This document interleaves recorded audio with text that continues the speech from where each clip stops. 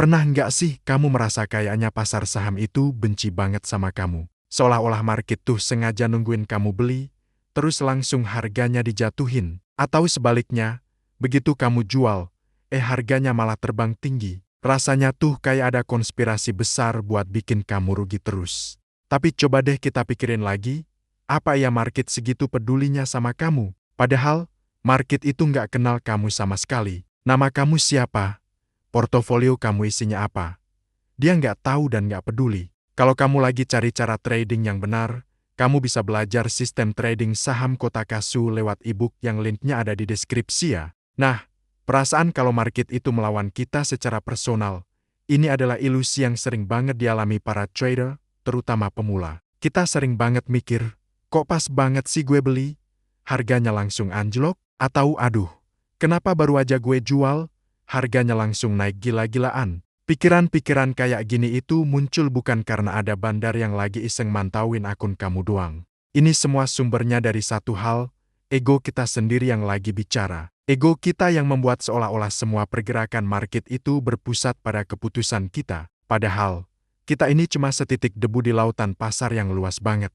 Ego ini menciptakan sebuah narasi di kepala kita, seolah-olah kita ini tokoh utama dalam sebuah drama pasar saham. Kita merasa setiap keputusan kita itu penting dan diperhatikan. Ketika kita profit, ego kita membisikkan, tuh kan, gue emang jago analisis. Tapi giliran rugi, ego kita nggak mau disalahkan. Dia akan mencari kambing hitam. Siapa yang paling gampang disalahkan? Ya market itu sendiri, atau bandar. Kita jadi berpikir, ini pasti kerjaan bandar yang mau ngeguyur barang. Atau wah, ini market sengaja dibikin gini biar retail kayak gue nyangkut.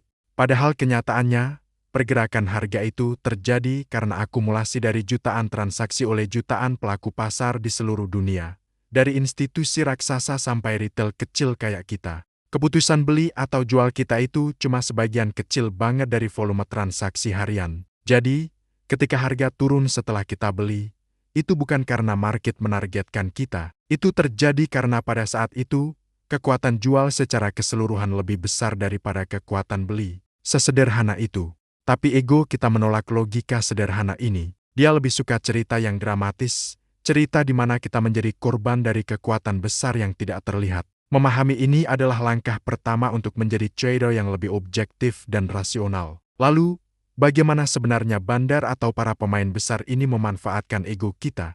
Mereka nggak perlu tahu nama kamu atau ngintip portofolio kamu. Mereka hanya perlu tahu satu hal, bagaimana cara trader retail pada umumnya bereaksi secara emosional. Dan ego adalah pemicu utama dari reaksi emosional itu. Pertama, ego membuat kita nggak mau mengakui kesalahan, alias nggak mau cut loss. Saat harga saham yang kita beli turun, ego kita bilang, tunggu dulu, nanti juga balik lagi. Analisis gue nggak mungkin salah. Kita menolak kenyataan bahwa kita salah posisi, dan akhirnya kerugian yang tadinya kecil jadi membengkak besar. Kedua, ego mendorong kita untuk melakukan averaging down pada posisi yang salah. Kita terus menambah muatan di saham yang harganya terus turun, dengan harapan harga akan berbalik arah dan kita bisa untung besar. Ini bukan strategi, ini judi yang didasari oleh harapan kosong dan penolakan terhadap kerugian. Bandar suka banget sama trader yang kayak gini, karena mereka dengan senang hati akan terus distribusi barang ke orang-orang yang keras kepala menampung di bawah. Ketiga, ego membuat kita mencari-cari pembenaran. Kita akan sibuk googling berita bagus tentang perusahaan itu, atau mencari-cari pandangan analis lain yang sependapat dengan kita, cuma untuk menenangkan diri. Kita menyaring informasi dan hanya mau mendengar apa yang ingin kita dengar.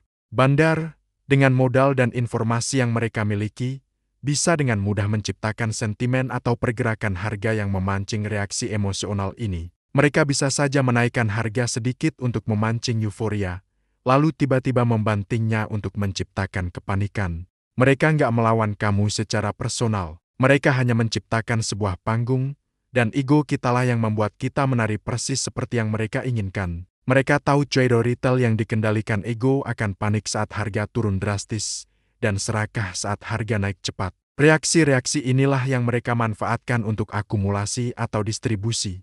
Jadi, yang mereka lawan bukan kamu, tapi psikologi massa yang mudah ditebak. Jadi, ingat ya, market itu bukan musuh kamu, dia netral. Yang sering kali menjadi musuh terbesar kita dalam trading adalah ego kita sendiri. Ego yang membuat kita merasa paling benar, menolak kerugian, dan akhirnya membuat keputusan-keputusan irasional.